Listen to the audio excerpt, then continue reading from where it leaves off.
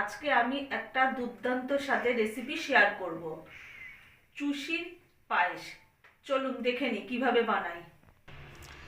চুষির পায়েসের জন্য আমি একটা পাত্রের মধ্যে এখানে চালের গুঁড়ো নিয়ে নিয়েছি।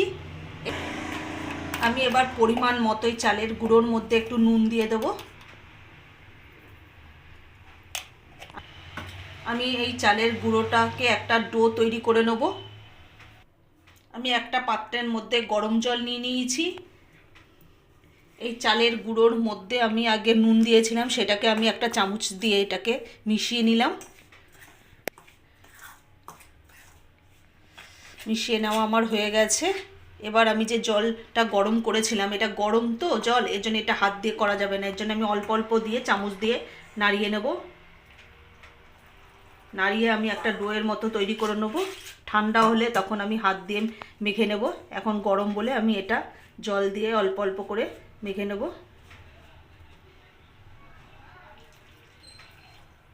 এই জলটা একদম টকবক করে ফুটানো জল হতে হবে, না হলে এখানে চুষির পায়েস এর জন্য যে চুষিটা কাটবো সেটা কাটা যাবে না।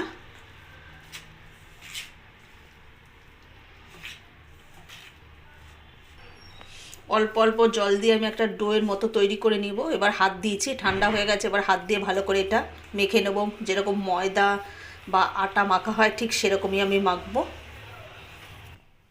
আমার চালের ডোটা তৈরি করা হয়ে গেছে। আর এই চালের গুঁড়োটা আমি দোকান থেকে কিনে নিয়েছি, এটা গোবিন্দভোগ চালের গুঁড়ো।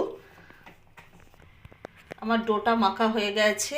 আর এটা গোবিন্দভোগ চাল দিয়ে করলে একটা সুন্দর গন্ধ বেরায় আর খেতেও খুব ভালো হয়।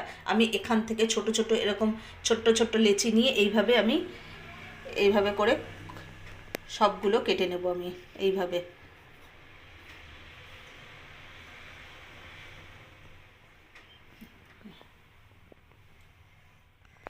এইভাবেই আমি সমস্তটা করে নেব। আমাদের সবগুলো চুষি বানানো হয়ে গেছে। আমি গ্যাসটা ধরিয়ে দিলাম। কড়াইটা আমি বসিয়ে দিচ্ছি। কড়াইয়ের মধ্যে আমি দুধ দিয়ে দুধটাকে ভালো করে ফুটিয়ে নেব। দুধটা একটু ফোটানো আছে, আমি আরও একদম ফুটিয়ে ঘন করে নেব দুধটা। এখানে 1 লিটার দুধ দিলাম। আমি দুধের মধ্যে একটু নুন দিয়ে দিলাম, তাহলে মিষ্টিটা একটু ব্যালেন্স থাকে।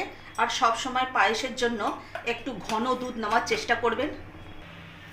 ঘন দুধ নিলে তাহলে পায়েসটা খেতে খুব ভালো হয়।